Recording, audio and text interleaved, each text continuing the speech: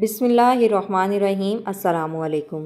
مشہور ہے کہ حضرت ابراہیم علیہ السلام مہمان نوازی کی روایت کو شروع کرنے والے پہلے شخص تھے۔ آپ علیہ السلام بے حد مہمان نواز تھے اور اللہ تعالیٰ کو آپ کی یہ ادا بہت پسند تھی۔ روایات میں ہے کہ آپ تب تک کھانا تناول نہ کرتے جب تک کسی مہمان کو اپنے ساتھ کھانے میں شریک نہ کر لیتے۔ چنانچہ ایک مرتبہ ایسا ہوا کہ آپ کسی انسان کو تلاش کرنے کے لیے گھر سے نکلے تاکہ اسے مہمان بنا سکیں۔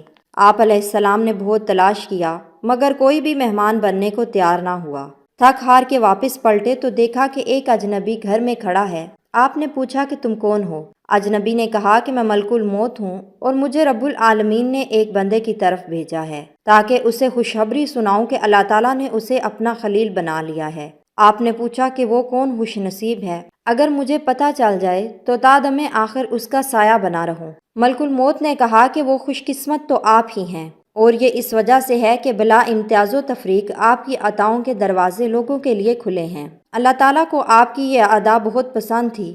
آپ اس کی مخلوق پر بے حد رحم دل تھے۔ آپ علیہ السلام کا شمار 5 اولو العزم انبیاء میں ہوتا ہے۔ اللہ تعالیٰ نے قرآن پاک میں 35 مقامات پر حضرت ابراہیم علیہ السلام کا ذکر خیر فرمایا۔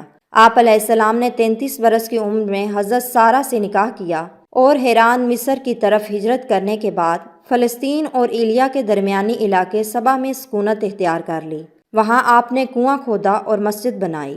لوگوں کے بے جا ستانے اور اذیتیں پہنچانے کی وجہ سے آپ نے وہاں سے بھی ہجرت فرمائی اور رملہ اور ایلیا کے درمیانی علاقے میں سکونت اختیار کی۔ وہاں بھی آپ نے ایک کنواں کھودا۔ کتب تواریخ میں آپ کے بے شمار فضائل بیان ہوئے ہیں۔ آپ سب سے پہلے تھے جنہوں نے ختنہ کیا، مہمان نوازی کی روایت قائم کی، سرید بنایا، باقاعدہ شلوار پہنی، اور آپ ہی پہلے شخص ہیں جس نے بڑھاپا دیکھا۔ آپ علیہ السلام نے حضرت سارہ کی وفات کے بعد 2 عرب عورتوں سے نکاح کیا۔ ایک کا نام کاتورہ تھا اور اس سے آپ کے 6 لڑکے پیدا ہوئے، اور دوسری کا نام ماجور تھا اور اس کے بطن سے 5 لڑکے پیدا ہوئے۔ تاریخ طبری میں مصنف امام ابن جریر طبری رحمۃ اللہ علیہ لکھتے ہیں کہ اللہ تعالیٰ نے جب حضرت ابراہیم علیہ السلام کی روح نکالنے کا ارادہ فرمایا تو ایک بوڑھے آدمی کی شکل میں موت کے فرشتے کو بھیجا۔ صدی سے مروی ہے کہ ایک روز آپ لوگوں کو کھانا تقسیم فرما رہے تھے کہ ایک بوڑھا چلتا ہوا آیا۔ وہ بوڑھا اس قدر ضعیف تھا کہ اس کے لیے چلنا مشکل تھا۔ آپ علیہ السلام کی نظر اس پر پڑی تو ازراہ ہمدردی اس کی طرف گدا بھیجا تاکہ وہ اس پر سوار ہو کر آ جائے۔ بوڑھا آپ کے پاس پہنچا تو آپ نے اس کے سامنے کھانا پیش کیا، مگر یہاں ایک عجیب واقعہ رونما ہوا۔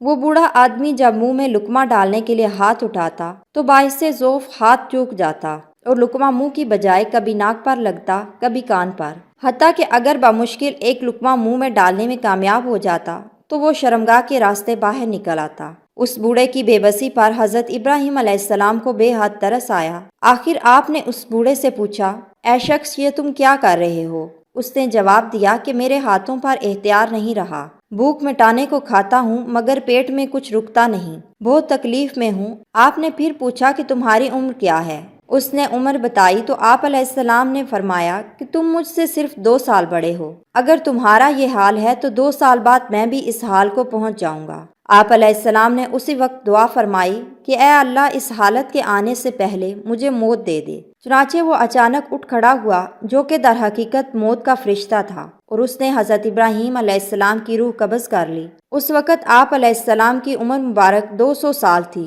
اور ایک دوسرے قول کے مطابق 175 سال تھی، اور ایک تیسرے قول کے مطابق 190 سال تھی۔